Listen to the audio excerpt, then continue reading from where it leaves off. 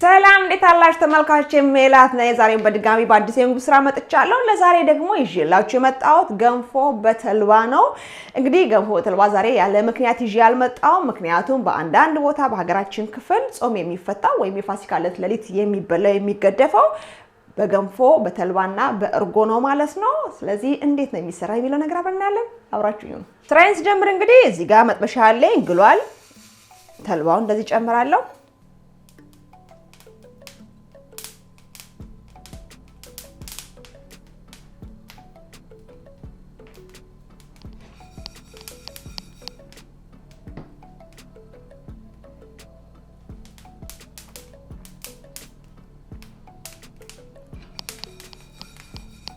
ከዛ እንደዚህ ሲደርስልን ደረቅ ያለ ነገር ላይ እናስቀምጠዋለን እንዲበርድልን ማለት ነው።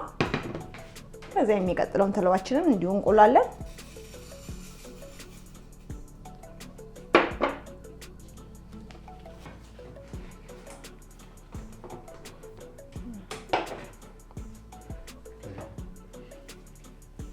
አሁን ደግሞ ገንፎውን ለማገንፋት የሚያስችለን ውሃ እንጥዳለን።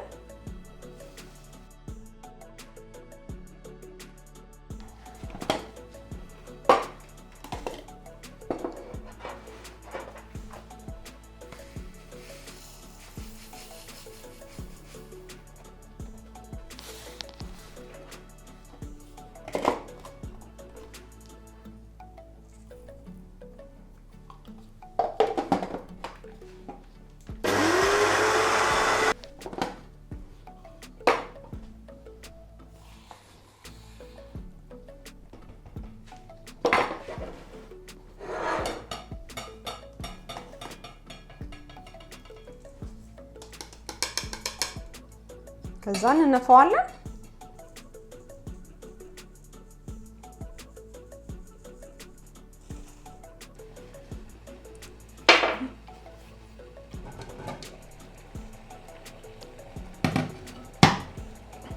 አሁን ውሃ ፈልቶልናል። የምንፈልገውን ያክል ጨው እንጨምራለን። ከዛ በኋላ እኔ ትንሽ ዘይት አረጋለሁ። በባህሉ ግን ያው ምንም አይገባም ታውቃላችሁ ብያስባለሁ ብያስባለሁ። ግን እንደዚህ ዘይት ሲገባበት የበለጠ ፋፋ ያለ እና ቆንጆ አይነት ይዘት ስለሚሰጥ እንደዚህ ጨምሬ ነው የምሰራው።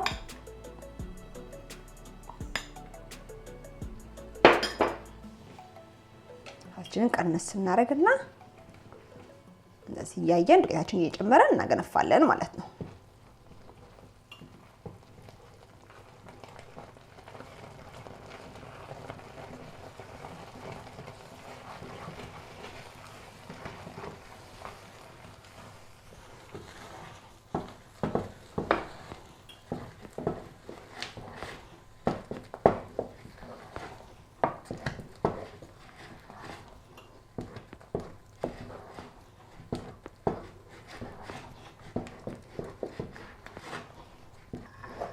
እኔ የምሰራው በጣም ትንሽ ስለሆነ ነው እንጂ በእግር ሁሉ ተይዞ ነው የሚላገው አይደል? አንዳንድ ቦታ እንደው በጣም ብዙ ሲሆን ወንዶች ሁሉ የሚልጉበት አጋጣሚ አለ። ታያችኋል። እንደዚህ ልቡ እስከሚጠፋ በደንብ አርገን ካሸነው በኋላ ከዛ ምን እናደርጋለን መሰላችሁ? በደንብ አርገን እንደዚህ ከማማሲያችን ላይ እናላቅቅና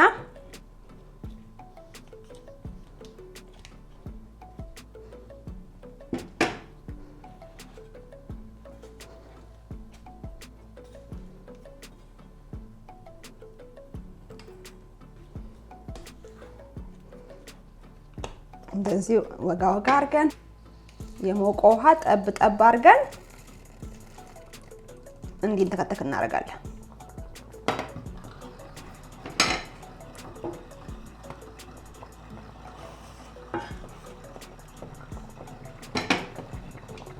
እንዳትፈሩ ይቀጥናል ብላችሁ በደንብ ነው የሚንተከተከው እና ውሃውን ይመጣል ማለት ነው።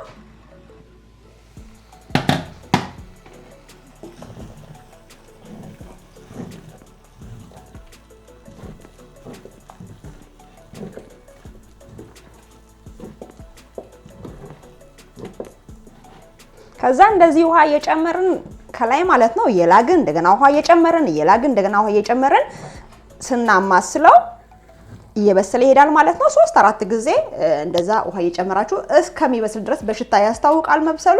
እስከዛ ጊዜ ድረስ እንግዲህ ማብሰል ነው ማለት ነው። እናንተ ጋር እንግዲህ አንዳንድ ቪዲዮዎች ተቆርጠው ሊታዩ ትችላላችሁ። ያው እናንተም ቪዲዮንም እንኳን ባታዩ ማብሰል ነው በቃ። ውሃውን እየጨመራችሁ ያንተከተካችሁ እንደገና እየለጋችሁ ገንፏችን ደግሞ እስከሚደርስ ድረስ እዚህ ጋር ተልባውን ምን ጨምራውን እንበጠብጣለን። እንደዚህ የሚያክል ተልባ አደርጋለሁ። እንደ ፍላጎታችን በርበሬ እንጨምራለን። ከዛ ጨዋለው ተልባውን አይታችኋል ከሞቃት በፊት አድርጌያለሁ። ውሃ እንደዚህ እንጨምርና እንበጠብጠዋለን። ለስ ያለ ውሃ የምንበጠብጠው ተልባ ገንፎ ተበልቶ እስከሚያልቅ ድረስ ማለት እንደ ዳቦ መወፈር የለበትም። ታውቃላችሁ ተልባ ይለደልዳል። ስለዚህ እንደዚህ ቀጠን እናደርገውና ከዛ በኋላ እየተበላ ሲሄድ እየለደለደ ይሄዳል ማለት ነው። ግን እሱን ማመጣጠን ያስፈልጋል ማለት ነው፣ ግግር እንዳይል ማለት ነው።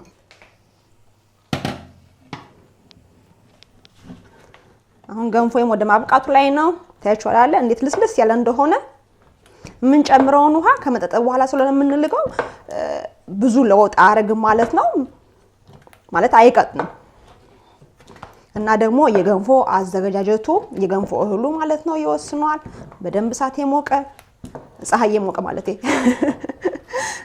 ውሃ የሚያነሳ ይባል የለ እሱም ይወስኗል። ግን እንደዚህ በቃ በጣም የሚሳሳብ ቆንጆ ገንፎ ሲሆንልን ማለት ነው እናበቃለን።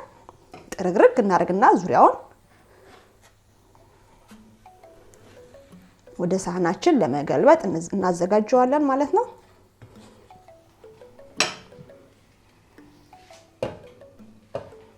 ሳህናችን ጋር ከመገልበጣችን በፊት እንደዚህ ትንሽ ዘይት እናደርጋለን።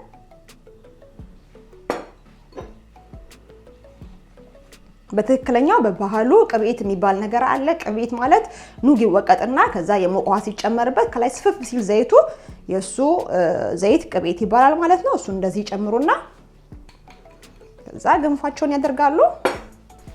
እኛ ደግሞ በሱ ፋንታ ዘይታችንን ጨምረን እንጠቀማለን ማለት ነው።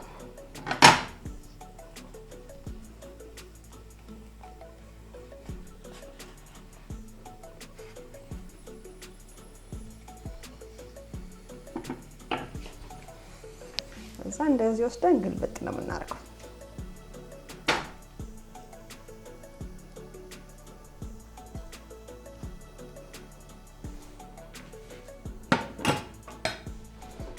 እንዛ እንደዚህ እናደርግና በደንብ አድርገን እናስተካክለዋለን።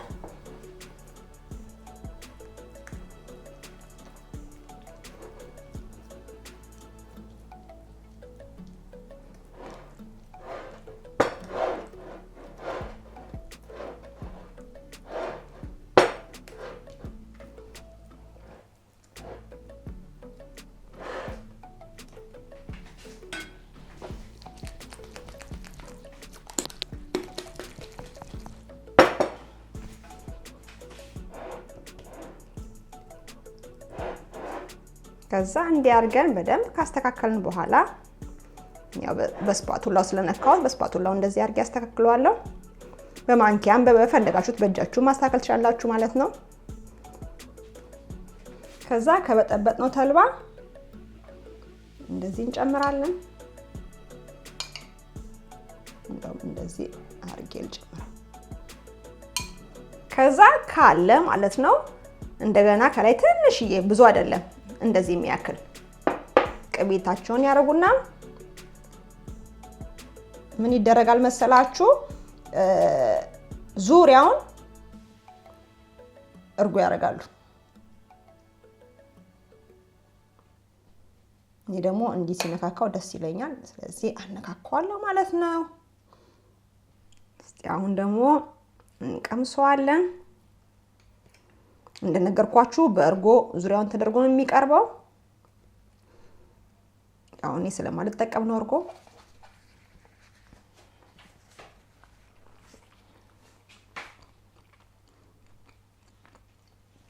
ልስልስ ያለ ነው። እሺ የእውነት